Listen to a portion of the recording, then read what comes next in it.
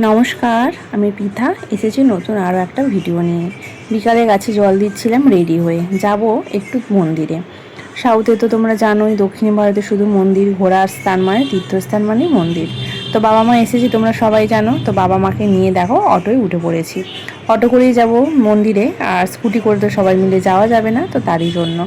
আর ওইদিকে হচ্ছে সূর্যাস্ত। তো দেখো আমরা চলে এসেছি, এসে উঠে গেছি টিকিট কাটতে আর বাস আসার অপেক্ষায়।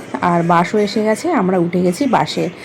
ওপর থেকে শহরটা ভীষণ সুন্দর লাগছে। আমরা কিন্তু এসে গেছি, চলো এবার নেমে পড়ি। আর এখানে তো অনেক ঠাকুরের মূর্তি স্থাপিত আছে। তো যাই হোক, চলো সব কিন্তু জুতো এখানে খুলে তারপরেই পা ধুয়ে ওপরে যেতে হবে। তো জুতো খুলে পা ধুয়ে নিয়েছি। আর দেখো সূর্যাস্ত যাচ্ছে। আর এটাকে বলে দক্ষিণ ভারতের কোলাম, কোলাম ড্রয়িং। তো এরা গেটের সামনে, ঘরের সামনে প্রত্যেক দিন ধুয়ে সুন্দরভাবে কিন্তু দিত। আর এদিকে আমরা একটু সুন্দর করে ছবি তুলে চারদিকটা ঘুরে নিলাম। এটা সূর্য ভগবান, এটা সূর্য দেবতা। এটা কি গরুর? গরুর, গরুর। এটা অশ্ব, এটা অশ্ব। এটা পক্ষীরাজ, এটা পক্ষীরাজ। ওটা নাগরাজ। এখানে হচ্ছে গজরাজ। গজরাজ। জানি না এখানে এই মূর্তিগুলো কেন রাখা আছে, তবে কিছুদিন আগেই কিন্তু প্রতিষ্ঠিত হয়েছে। এই মন্দিরটা আগে ছিল না। আমরা যখন 3-4 বছর আগেও 2-3 বার গেছিলাম, 2 বছর আগেও গিয়েছিলাম, তখন এই মন্দিরটা ছিল না। এই মন্দিরটা 26শে ফেব্রুয়ারিতে, মানে 2026-এর ফেব্রুয়ারিতে এটা স্থাপিত করা হয়েছে।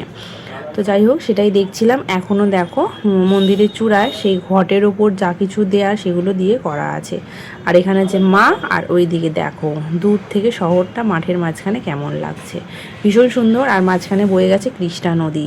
আর ওটা হচ্ছে গুন্টুর ব্রিজ, সেটাই তোমাদের দেখালাম। একটু ছবি টবি তুলে নিলাম আমরা সবাই মিলে, একটু নাচাগানা করে। আর বাবু তো লাফিয়ে লাফিয়ে কী না করে বেড়াচ্ছে, দেখো মুখটা করেছে, দেখো হনুমানজির মতো করেছে।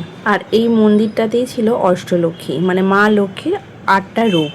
আর এই যে হনুমানজির পিকচারটা, সেটাই এই মন্দিরটা। এই মন্দিরটা এই রিসেন্ট 8 তারিখ, মানে মার্চের 8 তারিখে ঠাকুরটা প্রতিষ্ঠিত হয়েছে। কিন্তু 4 বছর আগেও আমরা গিয়ে দেখেছিলাম এই হনুমানজির মন্দিরটা, কিন্তু তখন স্থাপিত করা হয়নি। তারপর দেখো কত সুন্দর করে করা হয়েছে, ভীষণ সুন্দর চারিদিকটা। আর ভীষণ বড়, তোমরা দেখে কতটা বুঝতে পারছো জানি না, ভীষণ বড়। দেখো মানুষগুলো, মানে পুরোহিত মশাইকে কতটা ছোট লাগছে। তো তারপর ওখানে পুজো টুজো দিয়ে প্রণাম করে বাইরে চলে এসেছি। এবার যেতে হবে বাড়ি। তো দেখো বা সামনের মন্দিরগুলো কত সুন্দর লাইটিং করেছে, আর সব সন্ধ্যা দিচ্ছে আর কি সব মন্দিরে। তো তারই জন্য এখানে সানাই বাজছে, দেখো একবার কত সুন্দর বাজাচ্ছে। আর আম্মা এখানে অনেক কিছু বিক্রি করছিল, তো নেওয়ার কিছুই সেরকম নেই। আর এখানে হনুমানজি ধ্যান করছে।